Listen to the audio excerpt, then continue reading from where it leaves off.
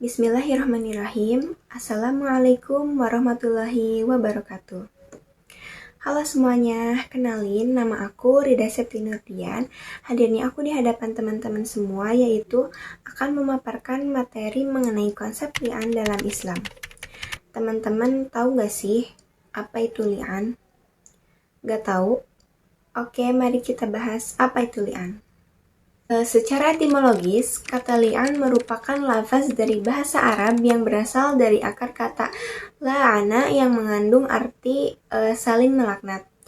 Nah, kenapa dinamakan li'an? Dinamakan li'an ini karena apa yang terjadi antara suami dan istri sebab masing-masing dari suami dan istri ini saling melaknat dirinya sendiri pada kali yang kelima jika dia berdusta.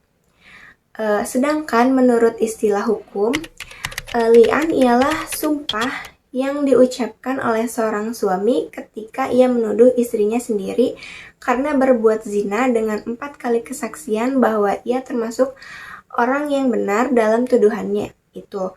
Kemudian pada sumpah kesaksian yang kelima disertai persyaratan bahwa ia bersedia menerima laknat dari Allah Subhanahu wa taala jika ia berdusta dalam tuduhannya itu. Dasar hukum li'an ini sesuai dengan firman Allah Subhanahu wa taala pada Quran surat An-Nur ayat 6 sampai 7 dan dalam Undang-Undang Nomor 7 Tahun 1989 tentang Peradilan Agama menjelaskan tentang li'an secara umum yang tercantum dalam pasal 87 dan 88.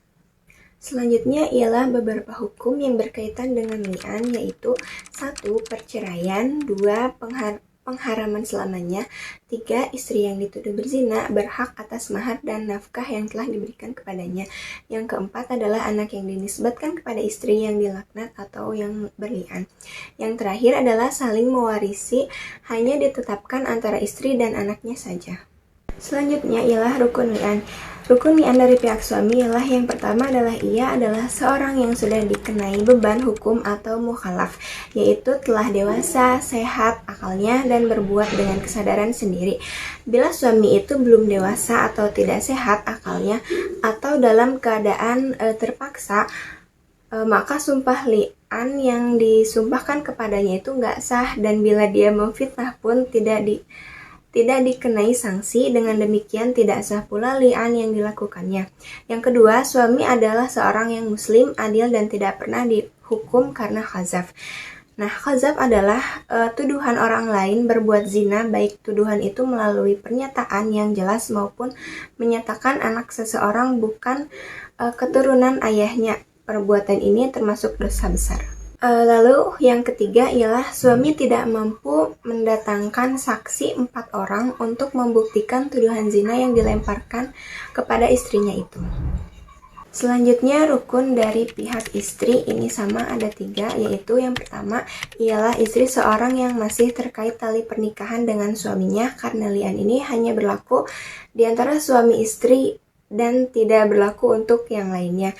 Lalu yang kedua, ini seorang istri adalah seorang mukhalaf yang dalam arti sudah dewasa, sehat, dan berbuat dengan penuh kesadaran. Syarat ini ditetapkan karena istri pun akan melakukan li'an balik sebagai bantahan terhadap apa yang disampaikan oleh suaminya itu. Lalu yang terakhir adalah ia adalah seorang yang muhsan, yaitu bersih dari kemungkinan sifat-sifat yang tercela yang menyebabkan dia itu pantas untuk dituduh berzina. Lalu selanjutnya yaitu syarat-syarat li'an. Di antaranya itu yang pertama, sumpah suami sebanyak 5 kali dan harus bersambung terus-menerus, tidak boleh terputus agak lama. 2. Atas perintah hakim pengadilan agama ataupun wakilnya, karena li'an ini lebih banyak dihukumkan dengan sumpah meskipun kadang-kadang diartikan juga kesaksian ataupun pembuktian. Lalu yang ketiga ialah hakim mengajari kalimat-kalimatnya kepada suami dan istri yang akan berli'an.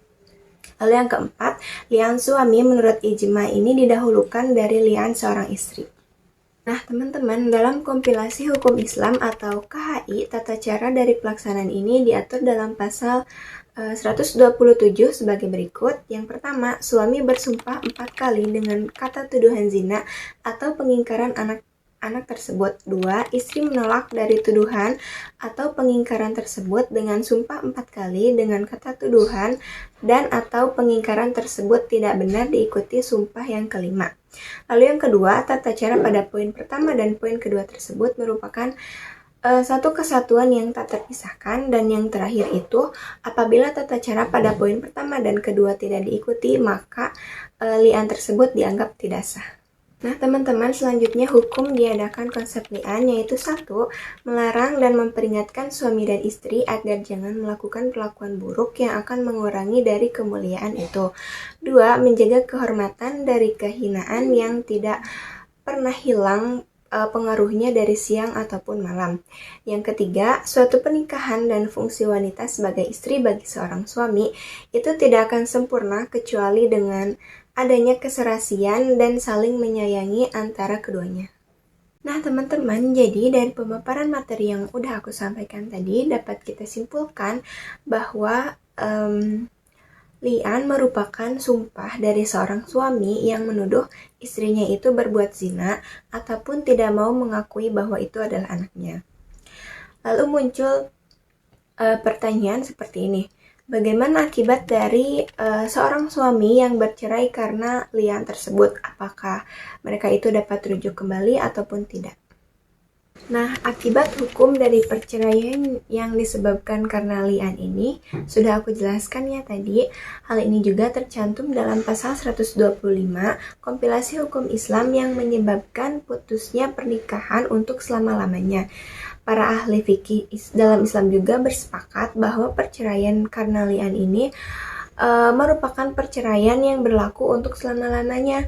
Jadi suami istri yang bercerai karena li'an ini tidak boleh menikah ataupun rujuk lagi seumur hidupnya. Alhamdulillahirabbil alamin. Oke teman-teman, mungkin segitu aja materi yang bisa aku sampaikan pada hari ini mengenai konsep li'an dalam Islam. Semoga teman-teman bisa mengerti dan mengambil hikmahnya dari apa yang sudah disampaikan barusan. Terima kasih atas perhatiannya. Wabillahi taufiq wal hidayah. Wassalamualaikum warahmatullahi wabarakatuh.